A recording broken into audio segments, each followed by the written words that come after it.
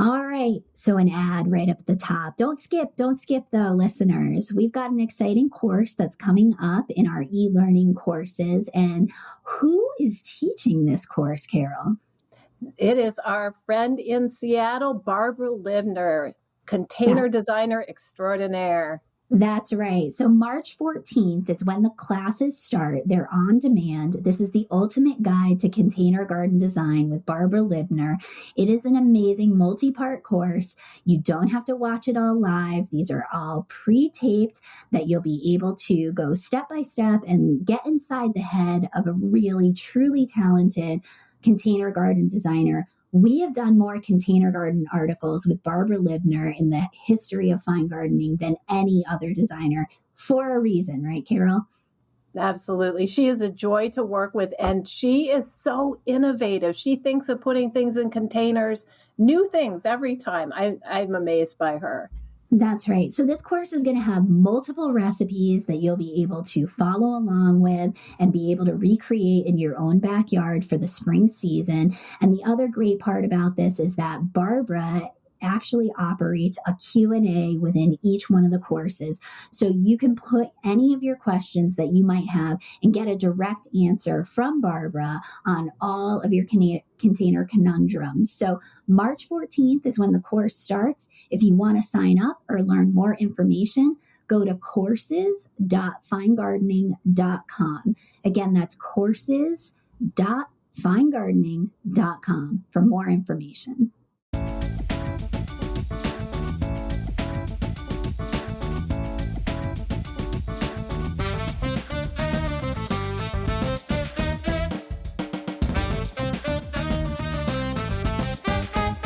Hello, and welcome to another episode of Let's Argue About Plants, the podcast for people who love plants, but not always the same ones. I'm Carol Collins. I'm associate editor at Fine Gardening Magazine, and today I'm joined by contributing editor Richard Hawke. Richard is the director of ornamental plant research at Chicago Botanic Garden, where he oversees comparative evaluations of ornamental plants, predominantly herbaceous perennials. Since 2011, Richard has written 36 feature articles for Fine Gardening, sharing the results of these plant trials with our readers. Welcome to the podcast, Richard. Could you begin by telling us a little bit about your earliest memories of plants and gardening, and if there were any pivotal experiences that put you on the path toward a life of studying plants? Well, hi, Carol. It's interesting. My earliest experience with plants really was in hiking with my family, predominantly my mom and my younger siblings. So I really liked that. And I think that gave me a great appreciation for trees in particular. As gardening goes, I pretty much hated gardening and yard work and all that stuff. My mom had a vegetable garden, and of course we had a lawn. And when I got of an age, I did have to cut the lawn, which I did not appreciate. And so I knew that was not something I liked. And vegetable gardening was fun to a point, but it never really did anything for me. So I think I kind of came late to the whole horticultural idea.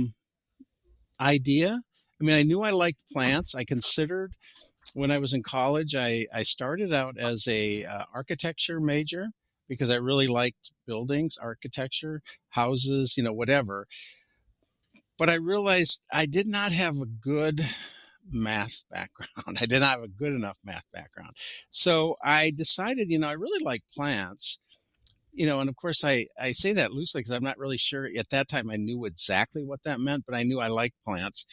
So I decided maybe landscape architecture makes sense. But while I was debating that, I was really seriously looking at forestry.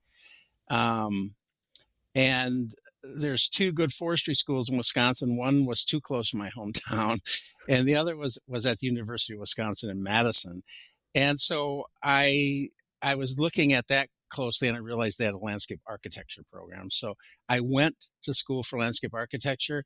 I took one plant class my first year and realized I don't like landscape architecture. I still don't have enough math. And I love the plants, in particular the trees. And it was a woody plant class. And I loved it. And at the same time, I took a forestry class in dendrology, which only emphasized the trees. And I fell in love with the idea of plants and trees in particular. So it was sort of serendipitous that I changed to my horticulture major from my landscape architecture major. They were both in the agricultural school, but I worked in the summer at a bookstore.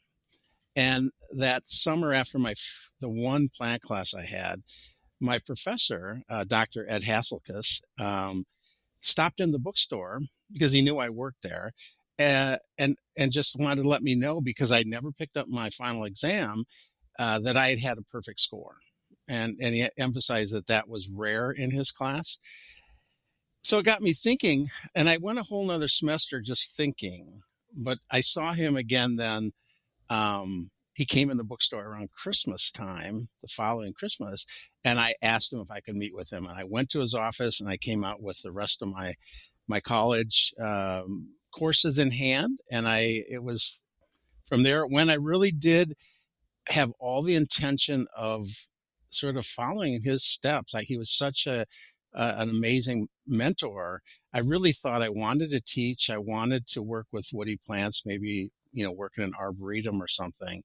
And I think I could have done that had I continued with my education. But in the end, I needed to get a job to pay for school. So he recommended I take an internship, and specifically at the Chicago Botanic Garden, which at that point in 1984 was nothing like it is today. So it has developed immensely in those years. But I went, and I realized there is more to working in a botanic garden. There are more plants than just woody plants, but I still loved woody plants.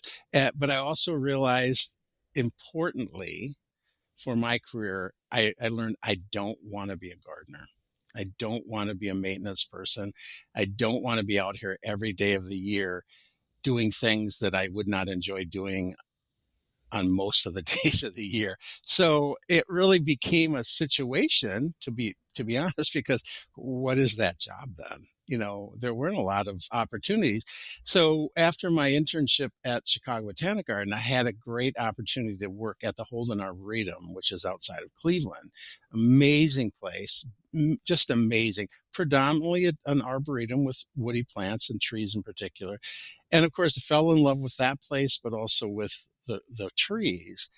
But it really wasn't until I was at the end of that I was offered a job back at Chicago Botanic Garden, that I really had to make a decision to stay at a place that was kind of like a family place and go to a place that I loved, but was higher energy, sort of more going on. And I chose Chicago, and I think I chose wisely. I think that in the end, it did make me shift to perennials, which were a sort of new thing. But I came in right at that perfect time, right as the Perennial Plant Association was founded in 1984.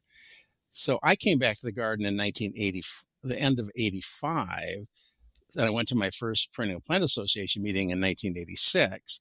And then by 1989, I had sort of cajoled, I don't know if that's the word. I did a lot of advocating for the garden to build a new trial garden dedicated solely to perennial plants. And they did it in 1989, and then everything I've done since is really founded in the perennial world.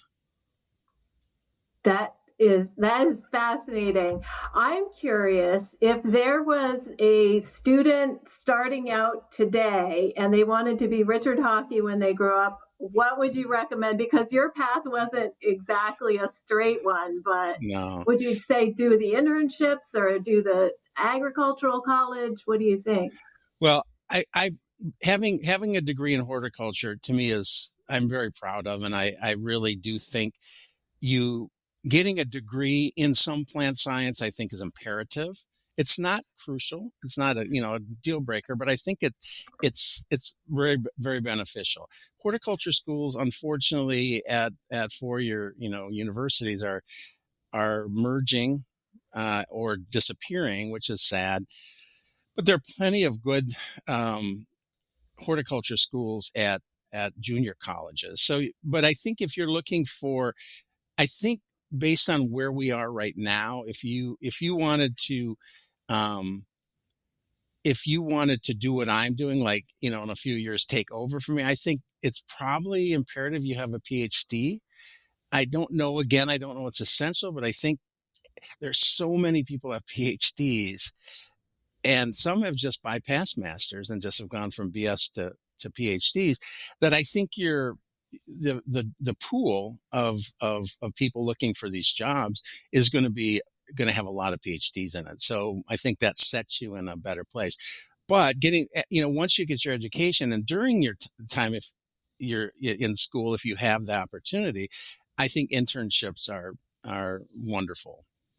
Great advocate for internships. I did 3 in my career, and I loved all of them. They all taught me something positive and maybe a little negative too. I take the negative as a positive because it told me what I didn't want to do, which then pushed me to do what I wanted to do. But I think, and the only other thing I would say, which isn't really about becoming me, but sort of about being an intern and being a student, I would say if you have the timing, if the timing's right, so you have the time to get to an internship before you have to take a permanent job, do your internship in varied geographical areas. I mean, my honest opinion is go where you think you want to be. Like, if you feel like you want to work with a California flora and things that grow in California, well, try to get an internship in California. Don't get one at, out east. It's translatable, but it's, I think you just have a leg up. But I do think that is the one regret I have, that all of my internships and all of my work experiences in the Midwest, which I love. Don't get me wrong. I'm from Wisconsin. I love the Midwest, but I think if I have a regret, that I didn't do my internships farther afield, which I think would have opened me up to a lot of different things. That is interesting. Yeah. And I've seen, like, Jared Barnes, who is from Texas, he did his internship at Chanticleer, I think. So, like, and still talks about it to this day. So I think there is value, and a lot of folks are going to England maybe, or people from abroad are coming over here for their internships. I think it's fascinating to have that sort of cross-pollination, if you will, in the gardening world, and just to see how they do something in a different region. Yeah, I think, the England thing, it wasn't even on my radar until I came to Chicago, because we had English and Irish and Northern Irish students the year I was an intern. But it didn't in my mind say, oh, well, why didn't I do the reverse and go over there? I don't think I was adventurous enough, to be honest. But I will say one of the major benefits of internships, at least that I've experienced, and I think most people I know that have done internships, Jared, using Jared as an example, you have a cohort of interns. If it's a place that has multiple interns, you have that cohort, or even the staff at that place you were. That's a really great community to start with. And so, I know for sure at Chanticleer, Longwood does it well. Chicago Botanic Garden does it.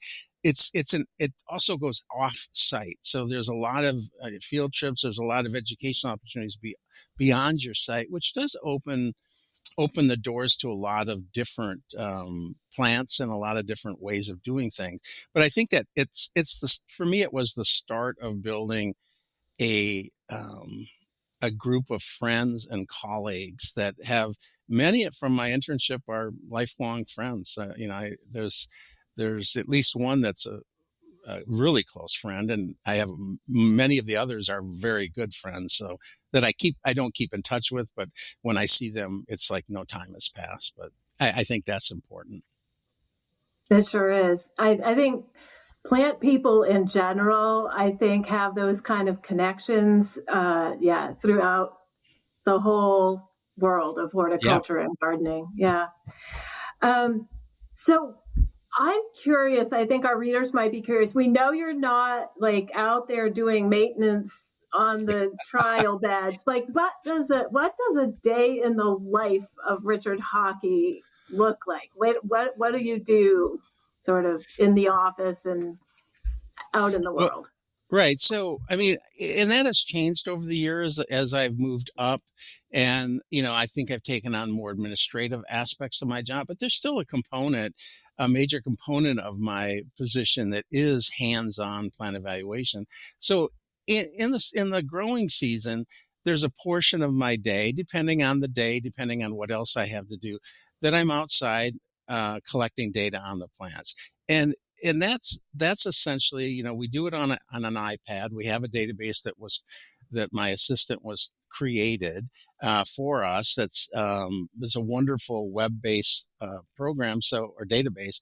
So all the data we take in the field goes directly into the database, and all of the data is accessible in the field. So you can see patterns, you can see all that kind of stuff. You can run a report right in the field. You can add information. So we take it out and we, depending on what group I'm looking at. So for instance, last year, one of the groups that I evaluated were the fall chrysanthemums, the hardy sort of perennialized ones, not the little mounded ones you buy at the garden center, the grocery store.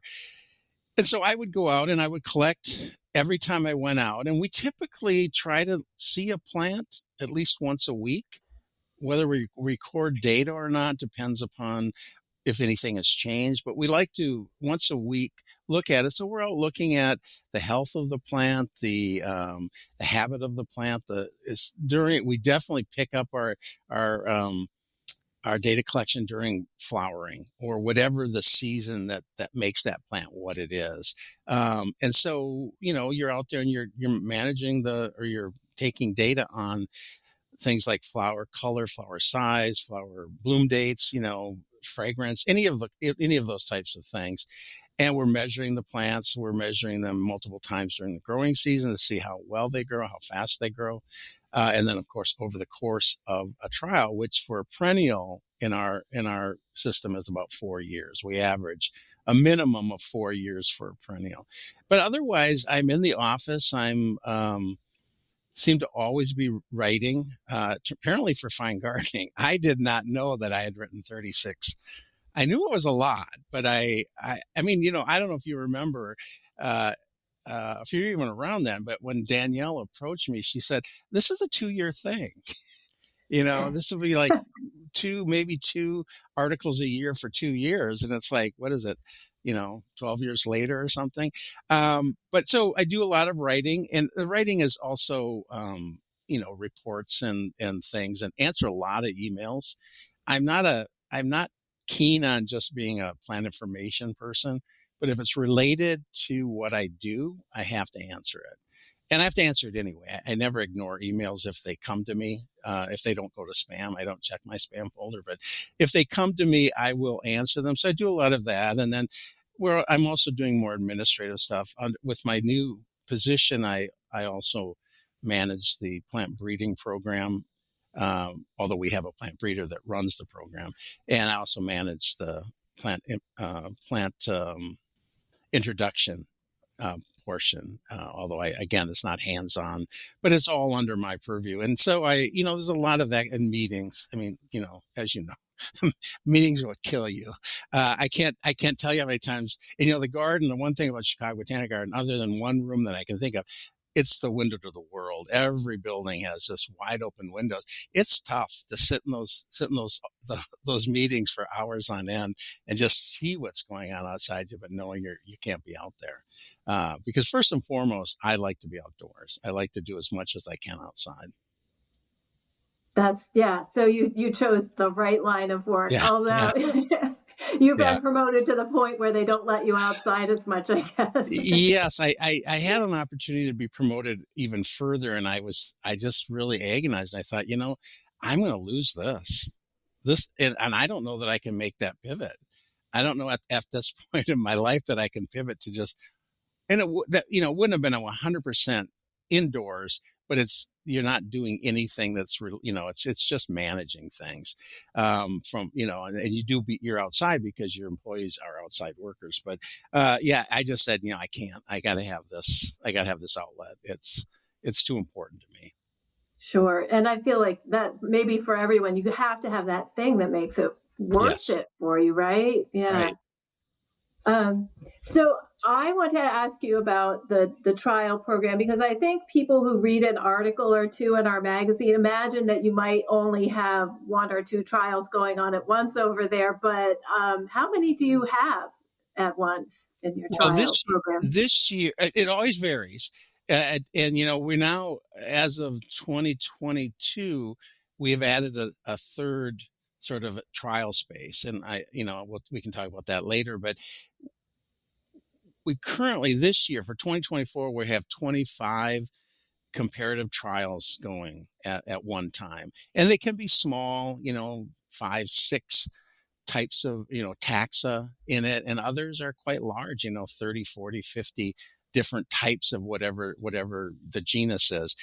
We've had as few as 5 and as many as 40 going. So it's a big operation. Even if they were all just like 10 taxa per, that's still a lot of plants. It's 25 is, I think it would be better if it was like 18, to be honest. But that's the thing. I early on, I got to this point where I said, if I only do 5 every 4 years, I am going to be bored to tears, because I want to see new things. I want to get new things. I can't keep putting things on a list. You know what I mean? The list has to be a more immediate, acquisition than just 4 years later. So what I did is I realized stagger the trials, and then you can keep adding. And what it also took to do that was to reduce my quantities down to a row rather than a block. So the visual effect changed, but it allowed me to do a lot more plants at one time. And of course, the addition of the new garden has essentially tripled our growing space for trials. Let's talk about that new garden. It is called the Mizuzo and Kyoko Shida Evaluation Garden. Is that correct? Yes. And so is it all shade trials, or is it a mix of shade and other kind of trials in that section? Well, it was designed to be a shade garden. It is going to be shade provided naturally by trees as they mature. So at this point, it is a mix of full sun, part shade, and full shade, depending on where the plants are located. Beyond the trees that will provide the shade, the garden also features curvilinear hedges that delineate different spaces and sort of pull you along on paths. And there's a few open areas where it's really sunny and it's always going to be sunny. And that's one of those areas where we do our shrub rose trialing. And those are really adjacent to our greenhouses. So we didn't want to shade the greenhouses. So we had to find something else to do there. And we were always going to do roses because we've always done roses. So that seemed a natural. But yeah, so we've got hedges, beech hedges and carpinus hedges and yew hedges and cornus moss as a hedge that at varying levels. So in the end, the garden will have a good amount of shade, but will also have protection from prevailing winds. I think will create a lot of little spaces or big spaces for microclimate testing. So we're not really just exposed out in the middle of a field like the original trial garden is. So I think it's going to be fun to watch it grow. It's grown amazingly just since it was first planted in 2021. And then we added our evaluation plants in 2022 when it was officially open. But all the foundation plantings were done either 2020 and 2021. And the trees have grown well. Some of the hedges are right up where they're supposed to be in height, which in some cases is 8 feet tall. So I think it's a garden that we're excited about, but it's going to be challenging because when you just have a big open space and you're like, everything's the same here. It's the same amount of sunlight. It's the same water situation. It's the same soil. And then now we're in these little rooms that, this one might be shaded in the morning, but sun in the afternoon. And the one next to it is shaded in the afternoon, but sunny in the morning. Whatever, and the same plants are in it. And so there's going to be there's more to it. And we're like, say, this will be the third growing season. So we're well into those initial trials, and we're constantly talking about how do we report this, because in the end, that's the most important thing we do. I joke about it. It's like, if I could go back and just not do any reporting, well, it's been even a more amazing job, because then all I did all day was look at cool plants. But you have to share it, and that's the important thing. I think that's important for anybody who works with plants. You got to share your information. So, but we have to look at how we do it, because for us, being a trial program, we don't want to gloss things over. We don't want to let people read between the lines. We want them to know what we saw and why we saw it, and the reasons for why we saw it. And so it's crucial to describe the site it was in, and so people understand the culture that plant succeeded or failed in, for that matter. And so we collect a lot of data on that, not just on the plant's performance. That's interesting. I think another interesting aspect is that you have a sustainable soils protocol, and maybe that is part of the secret of why this new garden is doing so well, because I think I read it was the first garden that started out from the get-go following this protocol. Could you tell us a little bit more about that, and maybe if there are aspects of this protocol that people could sort of adapt to their own home gardens? Well, it is. We're referring to it in-house as the Sustainable Soils Initiative, and you kind of have to take a step back and understand what is the Chicago Botanic Garden. It is a man-made series of islands and partial part of the mainland that was dredged out of a swamp. So we didn't create islands of wonderful topsoil. As you can imagine, it was big mounds of clay that just, big bulldozers went over and over and over, and then we added topsoil and grew the plants. So there's a lot of places at the garden where the drainage is poor. And by the way, we came from a swamp. The water table's high. It's naturally high. It's always going to be high. So those, you're always dealing with the water issue. So we have places that don't drain well. We have places that the soil isn't great.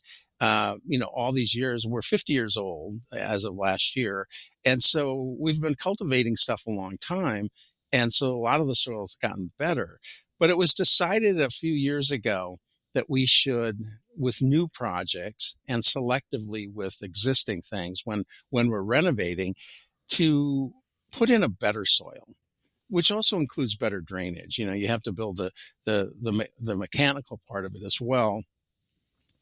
But the soils are loose. They're very sandy, and they've got. It depends. I think I'm not positive that we use the same soil in every situation, but in the Sheeta garden, that was a brand new. Everything was stripped out, and that was brand new. So that all the soil in that garden is the free draining, and it has good drainage underneath it as well. So I think that has greatly benefited the plants, especially accelerated their growth. I think some of the growth we've seen it's beyond anything I've seen in the almost 40 years I've been at the garden. To see these plants just going to town. I mean, it's pretty amazing to watch. I have joked about the fact that, it's taken this long. long to see some of these plants move the way they have. I've grown a lot of them, and they just, I know that, I know how they grow. And then it's like, wow, they're here now and look how they're going. So it's a wonderful thing. Our whole idea was that we really wanted to promote better plant health and vigor across wherever we use this, reduce the number of replacement plants that we have to do because they just died for whatever reason. And really just create more resiliency so that the collection is just healthier. Now, we have talked about when we, like, say, I'm when I eliminate my Baptisia trial, which will be, I don't know, it's a lot of land. The idea is, well, should we replace that with sustainable soil? And it's like, no, because we're just doing it's like, to me, that would be like filling the bathtub with good soil, but there's still poor drainage under it. So unless we're going to do everything that soil, I'd rather use just the standard soil that we use in that condition. If we were to gut the place, yeah, I think we might end up doing the other trial garden in that completely, but that's never going to happen. So, but to be honest, I think the soil in the original trial garden is probably more typical of what a lot of people have in their yard. And we'll have to factor that into our reporting as well, how that soil and the makeup of that soil has made the plants, how it's made them prosper and made them, better, perhaps a better performer than they would be in a more typical clay soil. Interesting. Yeah. And that's something that's not universal. I have very gravelly soil, for example, and everybody's soil is different. So when you're trialing things in your soil, and I know that you're always really clear in the articles about, like, this is what the conditions are. I was wondering, so you have trialed literally thousands of plants in your career and had, many dozens of individual trials. Were there any particular trial results that come to mind as being very surprising or unexpected? Did any of these plants, throw you for a loop? Well, I mean,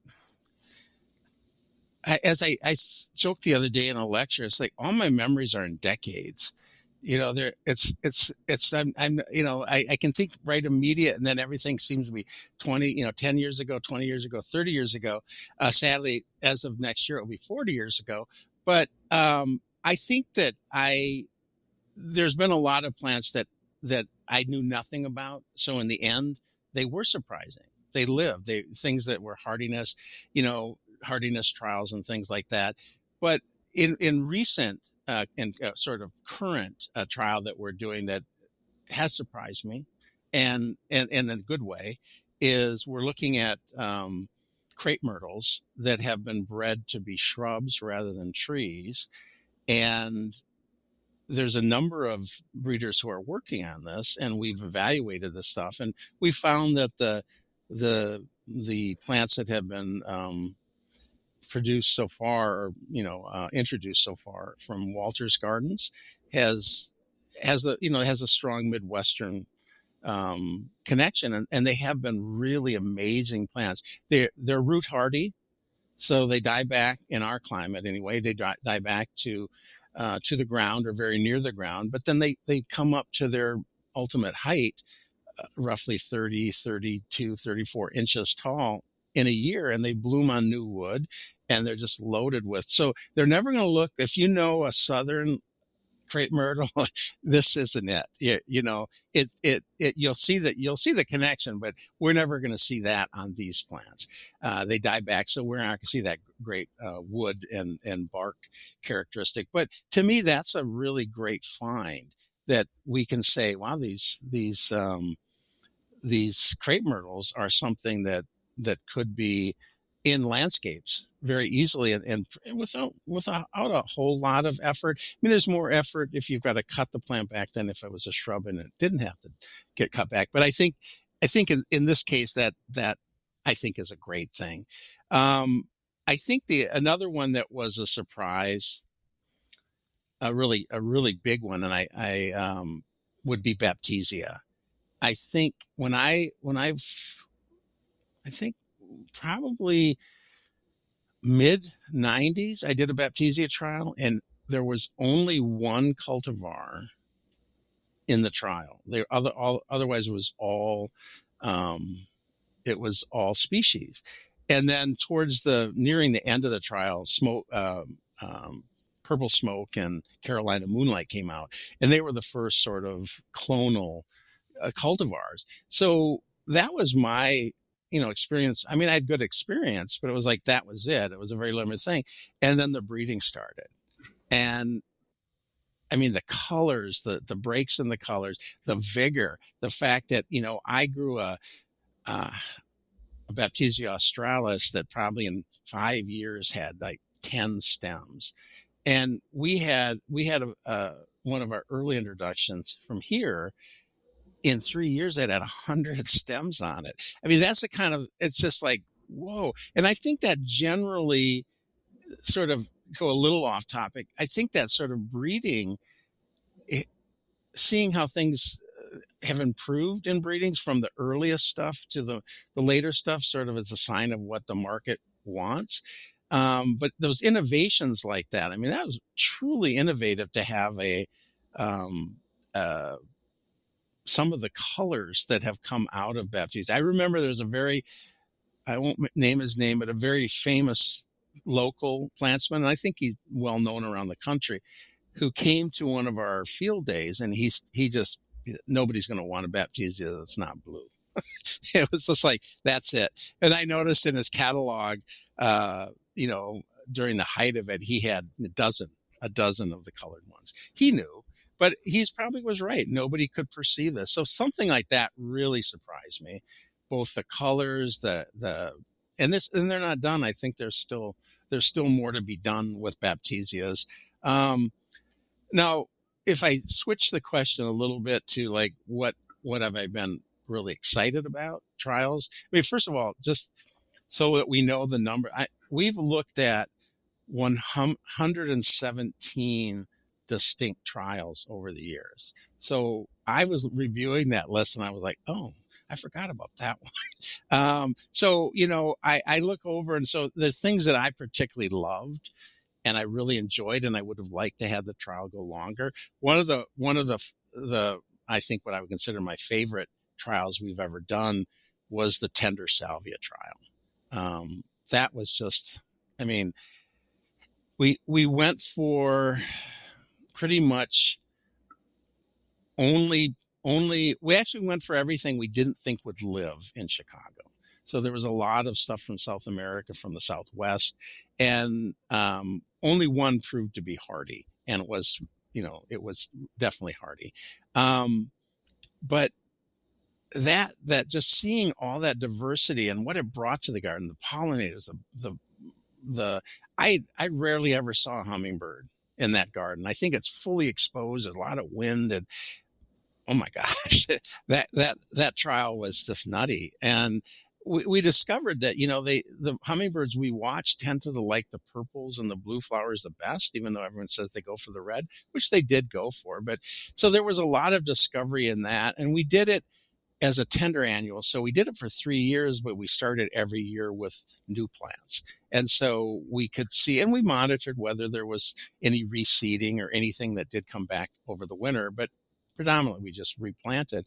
I could have had that trial go on for years and just keep adding until the garden was full of salvias, and I would have been very happy. It was just such a magnificent display. It made me happy when I want all those colors, all those textures, all that smell, all that wildlife around. And amazingly, no rabbits bothered them. So that's like a little, extra on the top. Others, we've grown a lot of clematis. My favorite plant group, favorite plant family is the buttercup family, Ranunculaceae. And so I've actually grown a lot of Ranunculaceae genera, and clematis is an obvious one, but I learned a lot about clematis growing them, and I don't even know how many, hundreds of different types over the years. I don't think there's only been a few years since the late 80s that we've not had clematis in our trials. And that's really was the transition from the original shade garden to the new one when we had no space. But that's such a great group. And to me, that was, first of all, every trial I learned something. And that's actually, to be honest, was a lot of the reason why I do a trial is for me to learn something and to pass it on. But first and foremost, I'm interested, and I hope everyone else. And there's been some I've not enjoyed, like a minute of. I would wish they would have just passed and then they would be done. So, another one sort of more negative, surprise was just how bad the heleniums, which if you see them in Europe and in England, you just drop to your knees and bow to them. They're so amazing. And here they're just not. And I did 2 different trials and never saw good results. I talked with a colleague in the garden one day, and his assessment, I think, is true. I think they've been overbred, and it's almost like maybe we should go back to the start and collect wild collected, plant seeds and start doing new trialing, new breeding. But, that was a real disappointment, which, they just don't do. They just don't thrive, and they didn't thrive in our soil. So, and I had them in different sites, so it wasn't like I just replanted. But yeah, so those are some our green roof. That was a complete unknown.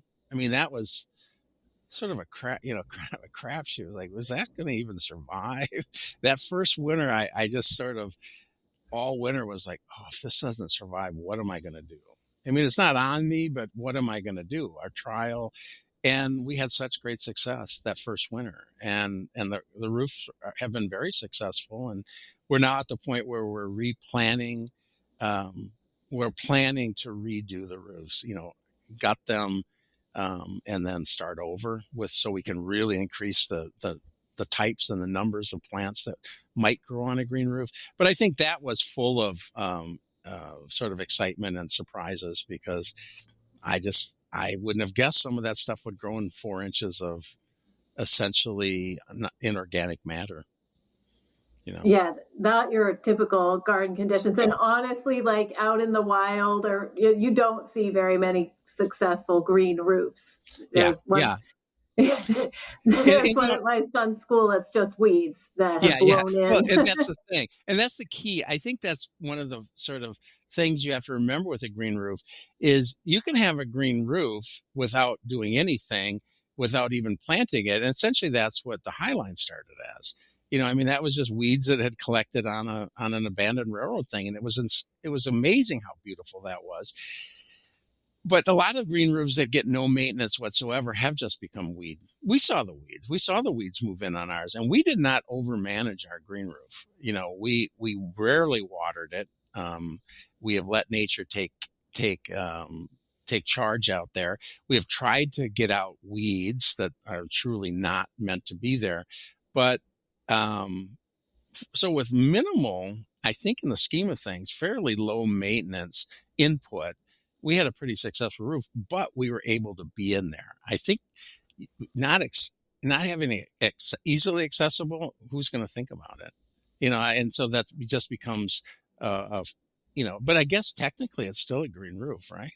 It's got living plants on it. It's a living roof. But yeah. There is another interesting trial that is underway that you've recently mentioned, that it's a group of plants that share a particular flower type, but it's not a genus. Yes. Can you tell us a little bit more about that trial? Yeah. So when we first started our trials, we did annuals. But, all these years later, I still would say beyond, if you just exempt annuals, this is the first plant type trial we've done versus all the others have been plant genera or genus trials.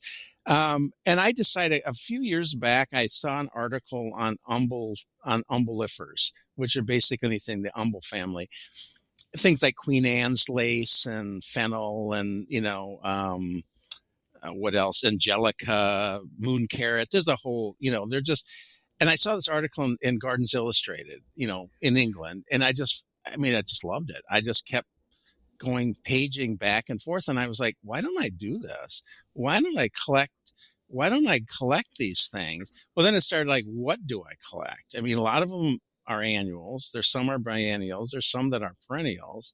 And so it was like, in the end, I decided I want the one big showy ones. I don't care what they are. I just want them to be like kind of in your face as far as their interest. So I just said, we're going to do this, and it's only going to be a 2-year project. There's, and of course it will start over. Now, if anything survives from it, and if there's seedlings and stuff, we will, again, like we did with the salvias, keep track of all that, but we're going to replant it again this year. And, I don't know, maybe there's 20-ish, maybe even a little more, different types of umbles. They typically have the big flat inflorescence, and insects love them, and they're great pollinator plants. And apparently, unfortunately, we found out rabbits love them as well. But this last May, I was in England, and we hadn't planted our trial yet, which was that was a mistake we made. Something I learned after all these years of trialing is that if you're going something from seed and you tell our production department, this is when you want it, they, count backwards, and that's when they sow it. Well, the reality is I wanted a month earlier. I just put the later date because in case I don't get to it, you won't, tell me your plants are overdue. So in the end, we started growing them too late. And, and this year we will not make that mistake. But, I saw in England, I saw these plants everywhere. So I came back really, excited because they're magical plants, whether it's one plant that just popped up in a garden or it's a whole mass of them. I mean, I think they're just amazing plants. And I wanted to look at them as pollinator plants in particular. But again, I wanted to have it a varied, similar inflorescence, but quite varied enough that there's a lot of interest in that. And it really did. It captured a lot of people were very interested to see the trial. I will say my greatest concern is reseeding, and we will be monitoring that, I think, for a number of years. I don't think but it's a fun trial because it's something different. It's, if I'd have just done, like Angelica, that's a great trial, but it fits well within, and actually it's kind of made me think maybe I need to do a full trial of just Angelica. But so I'm excited by that. And I think that it may make us consider something else, something different as well. At this point, I still firmly believe in comparative trialing. I think there's a number of other things you could do with trialing, but to me, comparative is really important. You take the new, the tried and true, and the sort of unknown, and you put them all together and you can see, well, what are the best ones? Which did better? And in a lot of cases, after you're finished with the trial, something has come out that was on anybody's radar. And then sometimes it comes out that old chestnut is the best one. The new ones don't hold a candle to it. And in other times, the brand new stuff is just insane. It's so beautiful and it's so perfect. So I think that's the beauty of comparative. So, it makes sense that you do it with a genus, but I think we could think of other, I think doing the Umble trial, I think has made me think we should consider other plant types that we could sort of push together. And I think that would inform gardeners, about what they could grow. Yeah. Are you planning, or do you somehow monitor pollinator activity in this Umble flower trial, or is that part of the evaluation? It is I hesitate just saying it's anecdotal, but it's kind of anecdotal because we're not measuring it. We're not measuring everything equally. But we do monitor what's on a plant. So, we're not doing that. Like typically when you monitor that, you sit at a plant and you watch what's landing, how long it's landing, how frequently things are moving. So we don't have the time for that. I mean, I think this year, what did I forget how many actual plants we have in the trial, but we have a lot of, there's a lot of plants to look at. So so what we're doing instead is we're just observing what's on the plant and noting that. And so it could be like when you visited that day, there were like a lot of monarchs or something, or there's a myriad of things. And usually we will, to the best of our abilities, list what those are. It gets a little tough on pycnanthemum because literally everything in the insect kingdom is on that plant. They're such amazing pollinators. Vernonia is kind of in the same boat. It's like, wow, there's a lot of pollinators on here. But so we do that, but we don't monitor it the way Mount Cuba Center in Delaware does. They also have a trial program, and that is a component of their trial. And they work with University of Delaware, and they collect this stuff. And it's very scientific, and it's very, it's really good information. Now we are planning to formalize ours. We're working on that. I'm not sure if it will happen this year, but we're partnering with our science, our science department, and looking at that more formally because they're very interested in it, because a lot of our scientists are pollination biologists, and so they're interested. We're interested.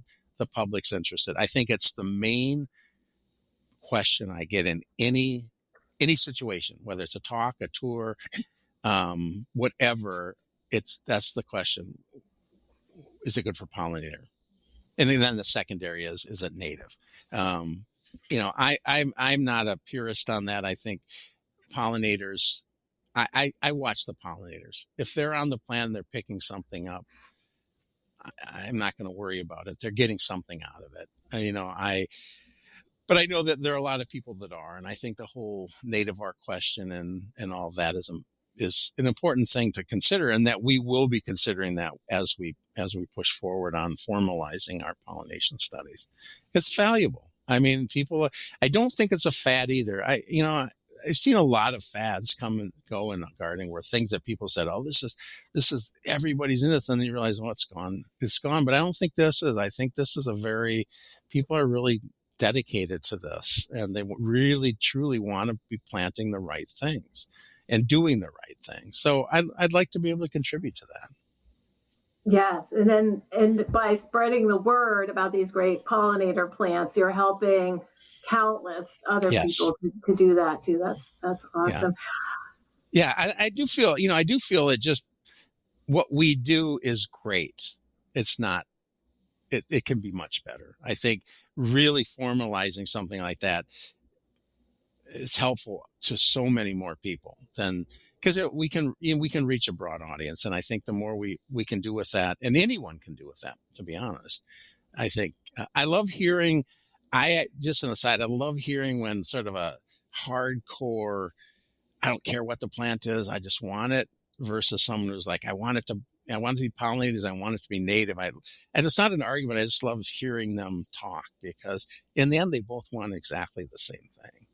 They're just looking at it differently. Yes.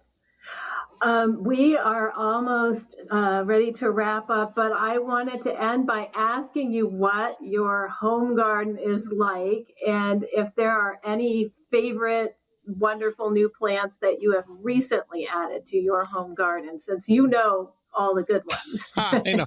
Yeah, the problem is I know all the good ones, and I've got a tiny, tiny, tiny little garden. So I live in Chicago, and I live in a typical, well, I don't live in a typical, I live in a little bit above average size lot. My lot's 30 feet wide by 120 feet long. But my back garden, main part of my back garden is just 30 by 30.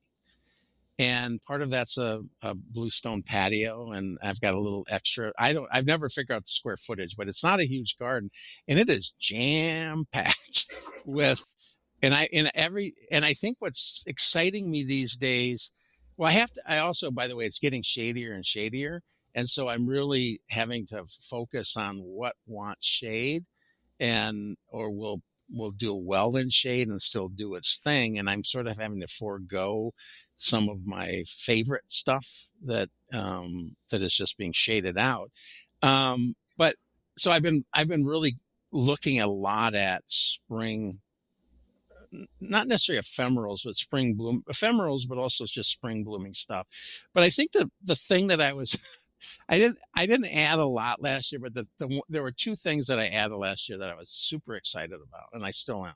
One was Astrantia, Sparkling Stars Pink, which is just a big, bold, bountiful plant. And I love Astrantias. They're very English to me, they have a very English garden feel. And I just had one plant, and that's the problem I have. I have areas in my garden that are multiple, like sweeps, small sweeps. But mostly it's turning into onesies, twosies, threesies of things. But I love that plant, and that just did it all summer long. And then the other one I added is a Nephophia, a Lady Luck, which has a green. It's sort of an ombre of darkish green down to chartreuse, down to creamy white. It gets about 50 inches tall. It's just so beautiful, and I love that. And I've been adding. I keep adding epimediums. Suddenly I'm going to find myself, at a crisis stage, I think, because I'm going to realize that everything is truly packed in cheek by jowl. And I don't want that. I want my garden to not look cool to someone who's nutty about that kind of stuff. I want the average person and even a sort of a snob to say, oh, this is good, but, it's definitely, I would say it's definitely a connoisseur's garden. I mean, it's been developed by me as a horticulturist and a landscaper, or landscape architect. So it kind of has a feel for, that's not just there's been some planning in it, but the reality is my garden is a result in a lot of ways of my career. I mean, I get new plants all the time. And so I'm constantly exposed to them. And so it's like, well, I want that, or I want something like that or whatever. So, if you would watch the evolution of my garden, you would see that it's pretty tied into the evolution of the evaluation program. And it's not just because they are free plants. It's just that I'm exposed to new things. I mean, during the time I was doing Thalictrum and Regerzia, I'd have been happy if the whole garden had been Regerzia and Thalictrum. I mean, I could not have enough of those things. They're so amazing. But that's what I have to watch. I have to watch. Otherwise, I got a garden full of one thing. But, so I didn't add a whole lot last year because it was a tough year. There's a lot going on.